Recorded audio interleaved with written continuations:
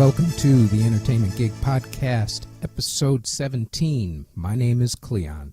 On this week's episode, we talk about working in amusement parks and cruise ships, acting, and creating your niche marketing possibilities with percussionist Doug Walker.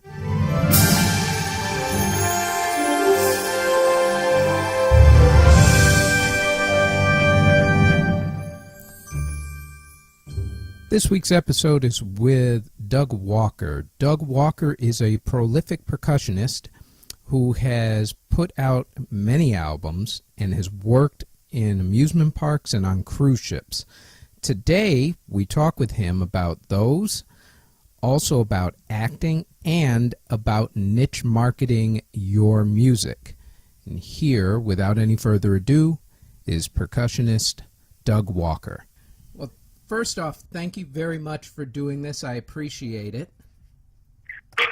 Well, thank you for having me. Let's start with the basics. Where were you born exactly?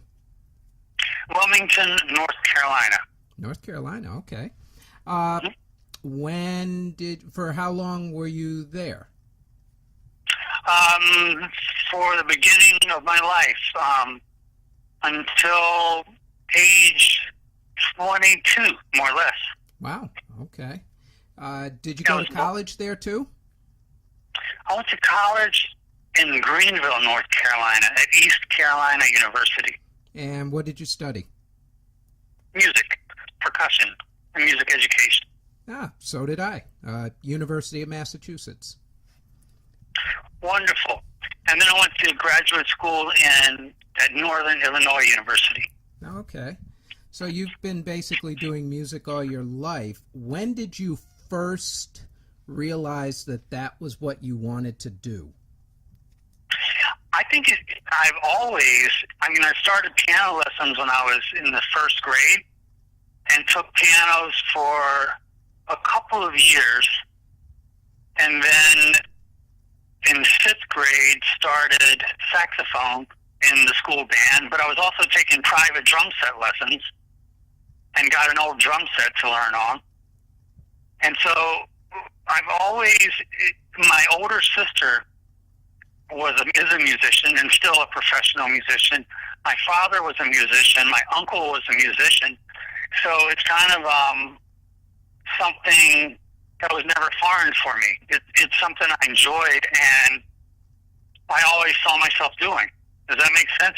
Yeah, that makes perfect sense. The way your family was running, dentistry was not exactly going to be in the cards for you. No, unfortunately. I mean, you see families that they're all dentists or all doctors or politicians even, but this was something, it wasn't really encouraged, but it wasn't discouraged. I mean, looking back, my parents were we weren't wealthy. We were proper middle class back in the day when we had a middle class. And both parents worked, but they managed to pay for music lessons, which was amazing looking back, for both me and my sister. And I think they definitely didn't encourage us to go into it as a living, but we both did, and, I had no regrets. I never really thought of doing anything else. Yeah. When you got out of school, where was your first job in the industry? On cruise ships. Oh, okay. I was playing drum set on cruise ships. I kind of did that as a summer job. I first started at the theme parks while I was working in college, like King's Dominion up near Richmond, Virginia. Oh. And that was... that's kind of a sort of a laughable gig, but it was my first kind of real professional gig in that kind of setting. And kind of from there, I got in touch with the cruise lines and started doing cruise ship gigs in the summers, like at graduate school. And then from there, my first 3 years out of college, I basically worked on the ships, doing 3-month contracts, 1 month off, 4 months on, 1 month off, that kind of thing.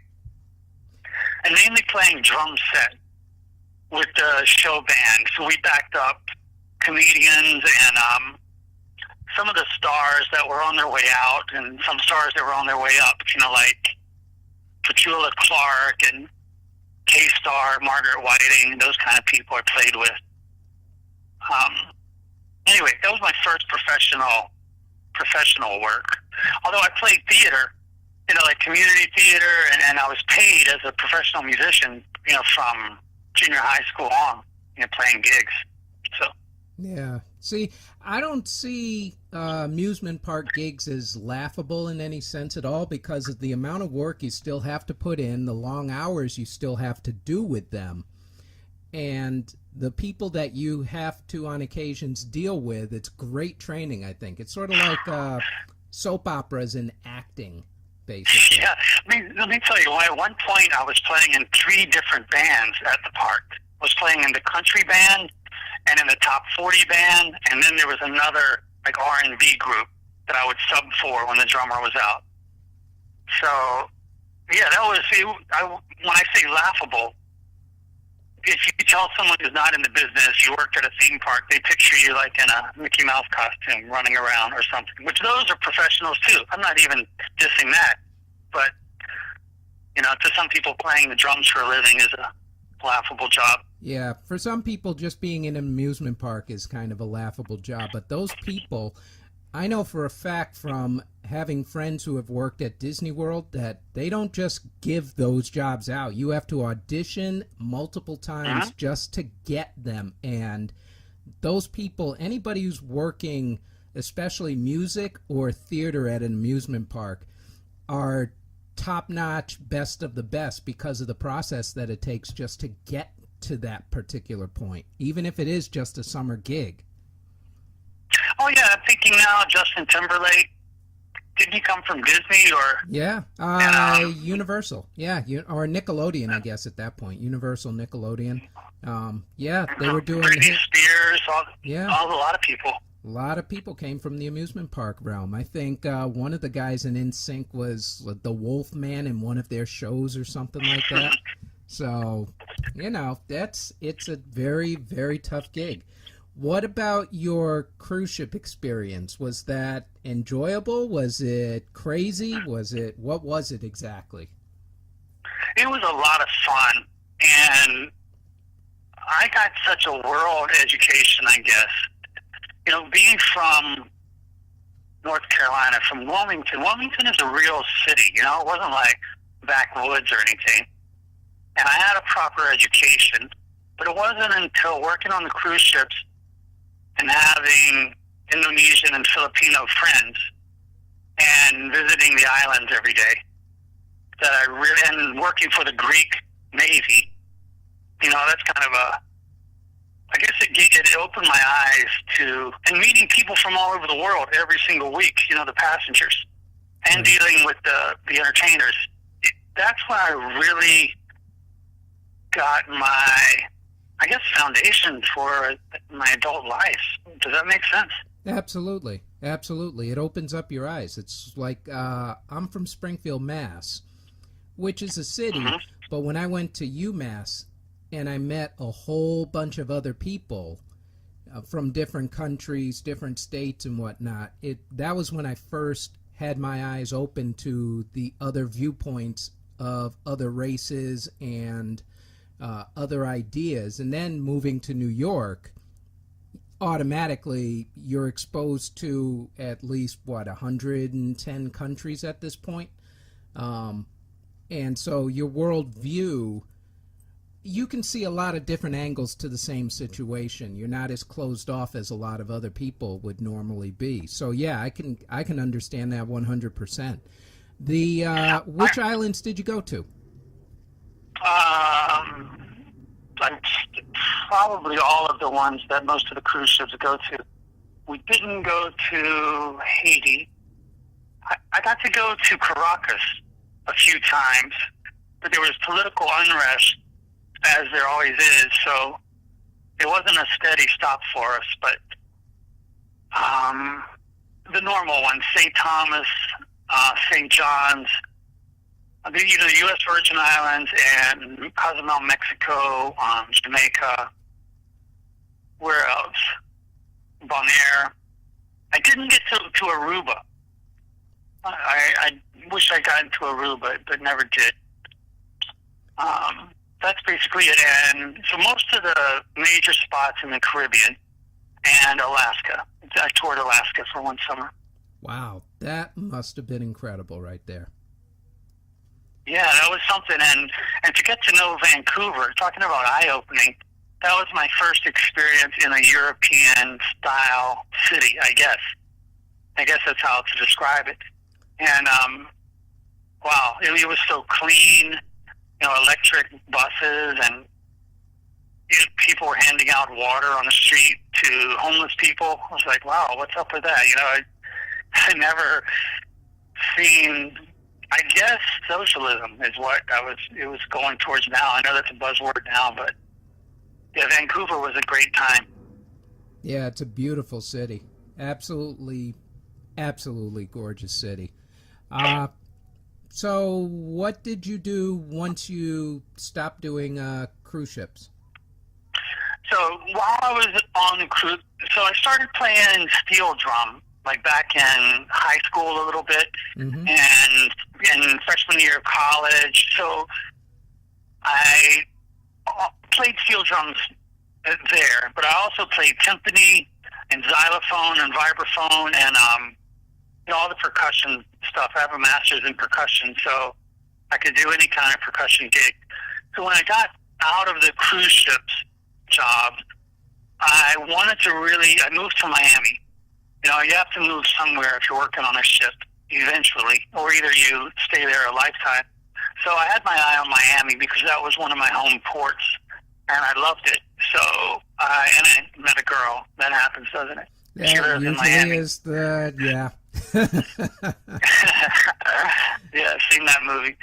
So I got off the ship and moved to Miami Beach and got engaged, got married, like right away, and started calling agents and trying to get gigs. And I started working at the, I don't want to say the retirement home, the condo. Started doing the condo circuit. Because that was pretty huge at one time. Condo shows all in Miami Beach. And so I started doing that. And after the first year and a half, I realized what school teachers in Miami were being paid.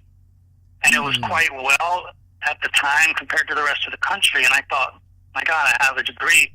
Why don't I see what this is about? So I managed to get a teaching job as a music teacher. And I planned to do it just for 1 year.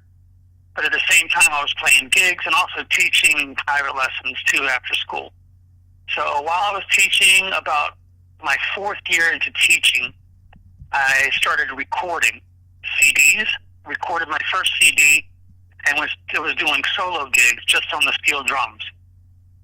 And so I started playing on South Beach, Miami Beach, in the hotels and doing a solo act there. And then moved to the convention center because different conventions came in every week, so I would perform in the lobby, kind of selling CDs. These were my first CD selling gigs. And so then from there, I got into the art show circuit. Now there's one promoter in Florida that books. He has like 2 art shows a weekend all over the country, and these are major art shows like downtown Chicago and Beaver Creek, Colorado, major shows.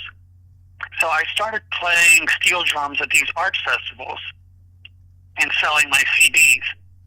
And it really took off. It was fantastic. So I stopped teaching school after about the 5th year and just started doing the art festivals. And traveled all over the country every week, loading up my truck. I built my own little stage and would hit these street festivals every weekend. I'm not kidding. I would do 50 shows a year, all over the state, and in the summer, I would go to the Midwest and be based out of there. And from there, I started getting my CDs in gift shops because gift shop owners would come by and say, "Oh, do you wholesale these CDs?" And I had no idea what they were talking about at first, but I started selling to them. And then that became a business of its own. I hired a salesman, and my parents in North Carolina, they were retired, so they started doing my shipping. So eventually I had 10 CDs on my own rack of CDs in hundreds of stores all over the country. So that was amazing. I just shipped CDs last week and this week to my old stores, but that's obviously dying off. But that was a great business for 7 or 8 years. And that leads us up to where we are today. Wow. Did you get all that? I got all of that. When was your first CD, just so we can set the era for when this all first started? My first CD was 1996. Do you remember the name? It was called Elements. Okay. It was amazing. I was going in an original. My first cassette was called Ocean Drive. That's where I was playing on South Beach, and it was all original. Or one side of the cassette, all original tunes of mine, kind of like tropical smooth jazz. Everything I wrote. And then I did my first CD, and it was in that same direction, like really cool original stuff. And then I started doing these festivals and started getting requests for certain songs. And I'm not ashamed to say that I sold out, but I went in the commercial direction to make a living and started producing songs for tourists, quite honestly. But I said to myself, if I'm going to do this, I'm going to do it the best I can. And I hired the best musicians I knew at the time in real studios to do these great recordings. Like, I recorded Don't Worry, Be Happy, which is funny, but I've got Bobby Thomas Jr., who played with Weather Report, on the CD. So, do you understand what I'm saying? Oh, yeah. There's nothing wrong with doing it. I mean, you have to make the money somehow, and it's not like steel drums are going to suddenly be the in thing like the Gregorian chants back in the 90s or something. Right. So it basically created that line of CDs, and you see all the covers look very similar. There was an artist friend of mine, Herbert Hoffer. He lives on South Beach, an Austrian artist.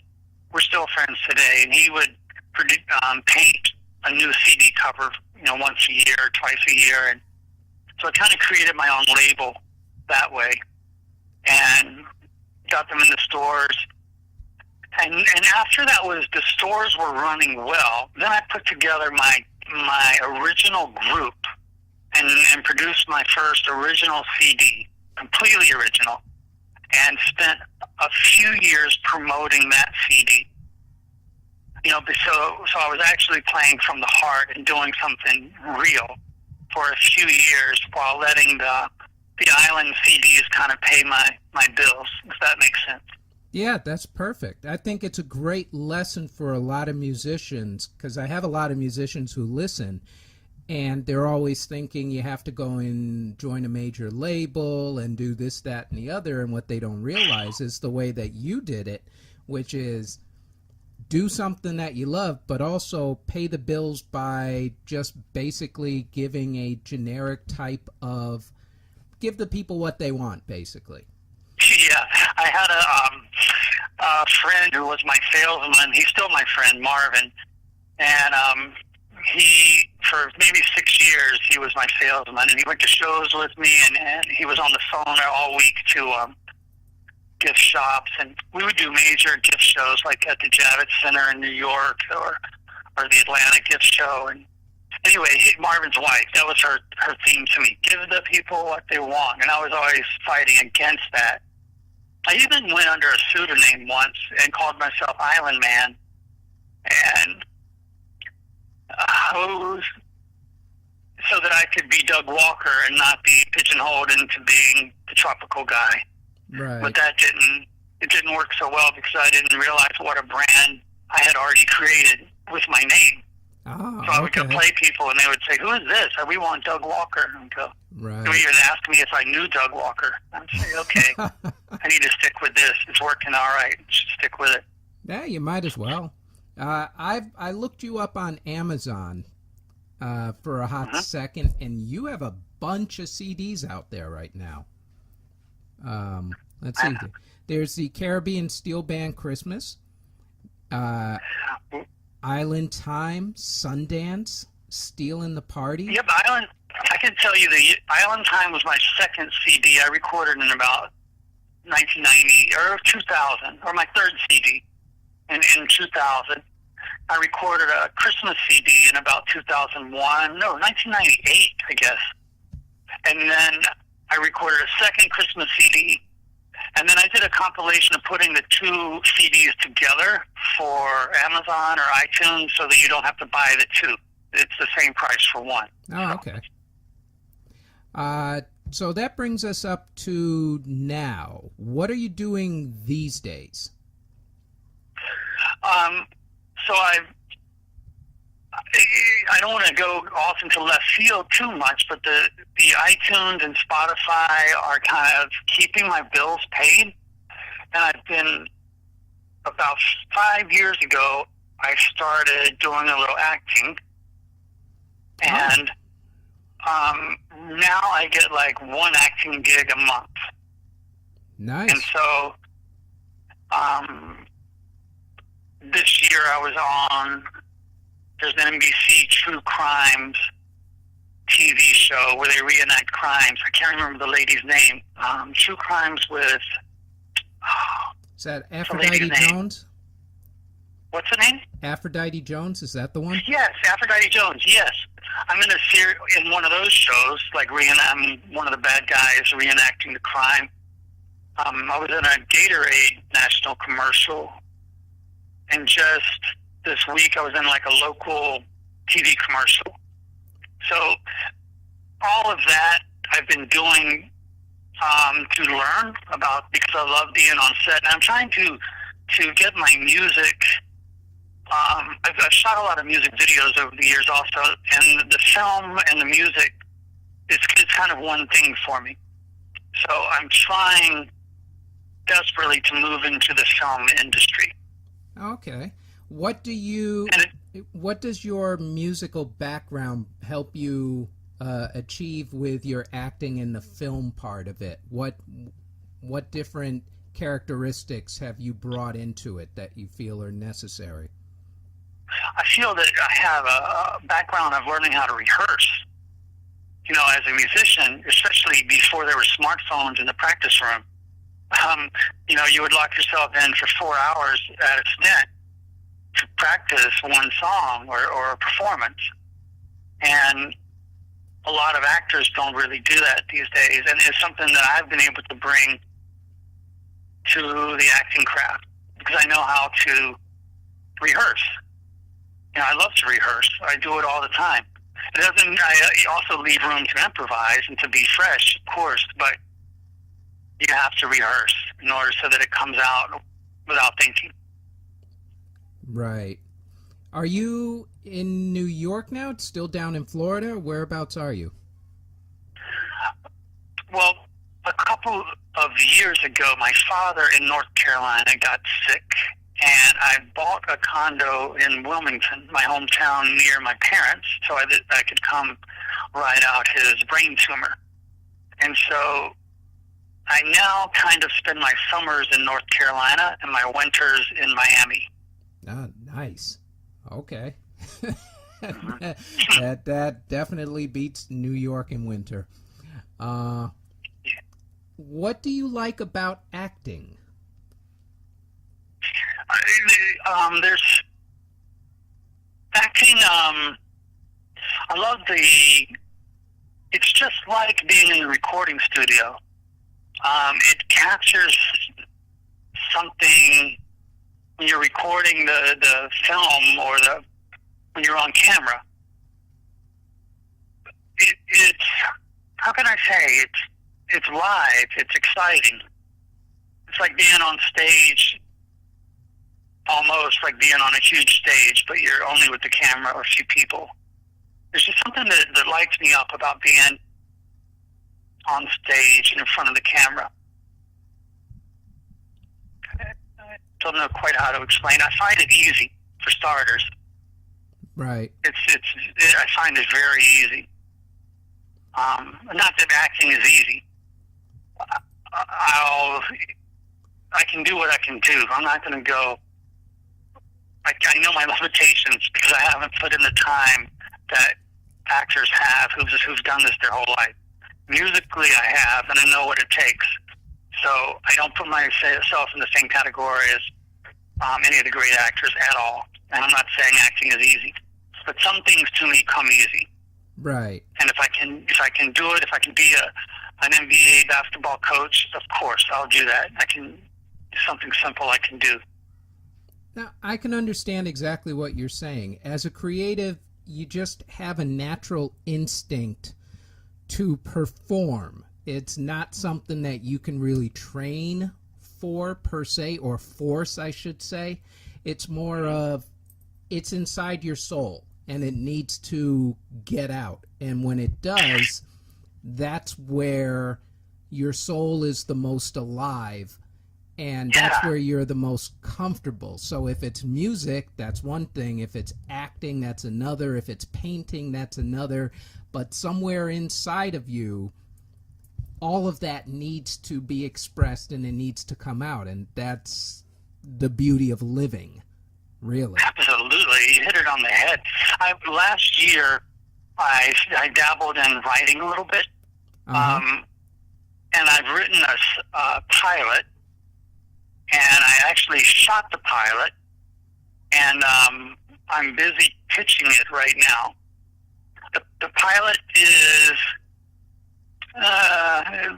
okay. I'm going to probably cut it down to like a 20-minute pilot. Now it's 30 minutes, a little long, but it's called Mall Church, and it's based on the premise. It's a comedy based on the premise that Walmart is opening a chain of churches, and the minister of the church has to product place stuff every week in his sermon in order to get paid. So there's all kinds, kind of like The Office. It's just a crazy comedy, and that's been something I've been working on for the past 6 months or so. I love that idea. That already, if I were an executive, I'd buy that in a heartbeat. That just sounds hilarious. You can watch the trailer at mallchurch.com. And I've registered it, trademarked, and I'm actively pitching it. And I've written 3 episodes. It's one of those things, though, I don't want to, like my whole CD career, my music career, I self-funded basically everything. You know, I produced all my CDs. I got my very first credit card with like a $2,000 limit with the intention of pressing 1,000 CDs, because that's roughly what it cost at that time. And so I've always self-funded everything I've done. But this, I'm not going to self-fund a season of Mall Church. I don't want to do that. So and maybe at some point I might have to let it go, but I'm still actively pushing it right now. That's excellent. Let's bring it back to the music realm, since that's still at the moment where your bread and butter is. Because I know you have a new CD, or I guess at this point we should say MP3 or album, whichever. That digital, you have on, digital album. How digital about that? album. I have to get used to saying those things now. I know. I grew up in the cassette and CD era, so, you know. Yeah, me and too. the LP era, actually. I'm that old. You have it on Spotify and iTunes, and it is called Smooth Jazz Reggae. Tell me about it. It's like the coolest songs. Like over the years, on every CD I've done, I've recorded. Wow, you're probably looking at 10 or 15 there on Amazon. And usually on each one, I would put one original track. You know, I would go so far as to venture out and put one original track, and then like 9 cover songs, and then the next CD, same thing. Well, what this one is kind of all of those original tracks or songs that I really, really liked and put my best effort into. And also some newer tracks that I didn't have a particular market for. You know, tracks that were just I recorded and stuck them in the vault, so to speak, and then I finally put them on this CD. So there's about 25 tracks, I think, on the CD, and it's kind of like a tropical chill-out CD. some kind of smooth jazz, but not like the '90s smooth jazz. More like they're live musicians playing more in a jazzy direction. If that makes sense. Yeah, no, that makes perfect sense. And they can find it on iTunes under what name?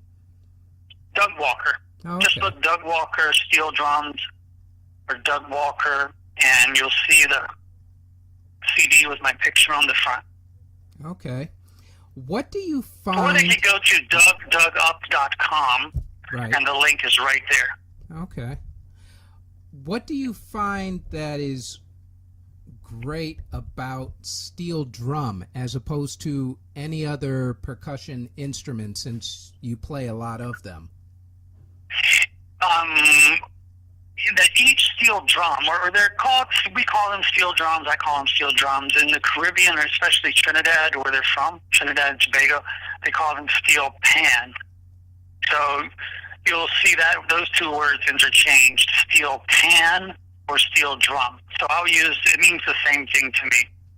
So what's different is they're all handmade. So every drum has a particular sound, and it's your sound. And every maker, the drum might not sound the same. I can kind of tell who made a drum if I'm listening to it, but it's not like the vibraphone today or a lot of the instruments that are made in factories kind of all sound the same. But the steel drums are still handmade, and every drum has its own particular sound, and every note on every drum has its own particular sound. Does that make sense? Yeah, absolutely.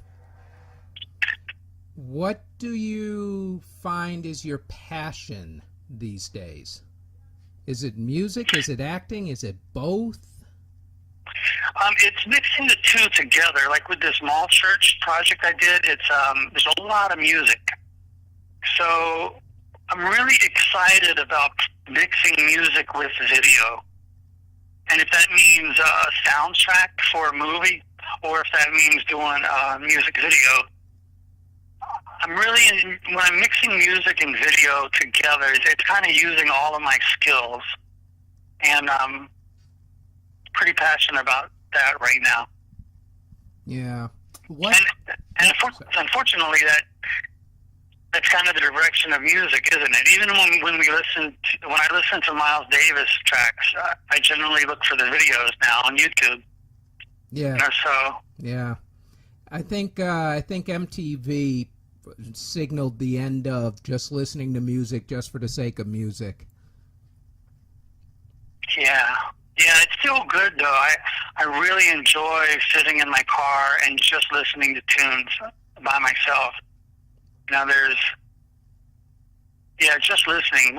I call it active listening. So many people, there's active listening where you're actually listening, and then there's passive listening where it's just in the background as wallpaper. And that's what most of music is today, unfortunately, is the wallpaper. And even when you hear live bands, people are texting or just like halfway listening. They're not really listening anymore. It gets on my nerves. Yeah, I can understand that. I have often been preaching about the fact that even pop music these days can't even hold a candle, with a few exceptions, to pop music back in the 80s or 90s, because I think MP3 and the way people think about albums has completely changed the industry, to the point where no one really puts together an entire album anymore. Now they put together a few songs that they hope they can sell, and then the rest of it is just basic garbage. Yeah, that's pretty much it. When I started recording, every time I record a CD, I look at it from the beginning to end, though, as if somebody is going to listen to it from beginning to end, like it's a live performance. I try to think like that as a producer, so that even if it is background music, if somebody puts it on at the beginning of their backyard barbecue party or whatever, it's still going to take them somewhere and have some kind of arc. But pop music especially, Yeah, you generally just want that one song. Yeah, especially these days. You sound like an audiophile to me, so this should be a relatively easy question for you. Do you remember what your first album was that you bought that had nothing to do with, I don't know, Sesame Street or any other kid type thing? You know, it's interesting. It was in the second grade, and we could order books and albums from some book club, like Weekly Reader or something. And it was Madame Butterfly. And it was a whole, like, 6 albums or something from Madame Butterfly. And I had no idea anything about the music. You know, maybe it was butterflies and the Asian picture on the front. I have no idea, but I remember buying that album, and that was probably the first music I listened to that wasn't Sesame Street. Or, you know what's interesting? My grandmother worked at a radio station, and she worked there, I guess, in the 50s. So we had stacks and stacks of 45s and albums all over the house that she would bring home, like promo albums. So my dad had a huge collection. But for me, it was buying that Madame Butterfly. I can't even remember the orchestra or, you know, which one it was, but I remember. And I remember buying, I remember the Queen jazz album. It's like, that one sticks in my mind like crazy because it was so exciting. Used to play my drum set to it. And you were pretty much hooked ever since. Yeah. I used to play the Led Zeppelin. I played drums with everything, and then what's the song? Rock and Roll. Been a long time since a rock and roll. Yeah. And at the end, there's a drum solo, and I would play all the way through, and then pick up the needle, and then play my drum solo for like 45 minutes, and then drop it back on that last chord, finish it with the album. It's funny. That's excellent. All right, this is the part where you get to shamelessly plug for as long as you want anything, any project, anything about yourself, anything at all. The floor is yours. Go ahead. Oh, great. It's been a great interview, and if people want to learn more about me and my music, you can visit DougUp.com. That's my name, DougUp.com, DougUp.com. And there's links to my albums, my digital albums, and there's links to Spotify and Deezer. All the different streaming services are there. And YouTube, there's tons of videos. I've been recording videos since like 2000. So you can see my live jazz albums and live jazz shows are there. And also my solo, my wedding gigs I played. I still play wedding gigs. You know, I play in the keys all the time for weddings. Maybe once or twice a month, not all the time, but I still enjoy doing wedding gigs, especially in the keys. And I guess that's all, DougUp.com. And also the Smooth Jazz Reggae, which is on Spotify and iTunes as well. Yes, Doug Walker's Smooth Jazz Reggae. Excellent. Doug, thank you very much. I appreciate it. It was a great interview. Thank you. I enjoyed it as well. Thank you for calling.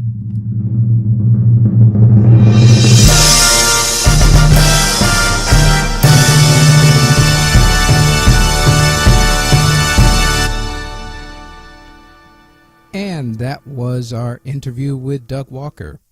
You can find Doug on Facebook by searching Doug Walker Steel Drum Artist. His website is DougUp.com. That's DOUGUP.com.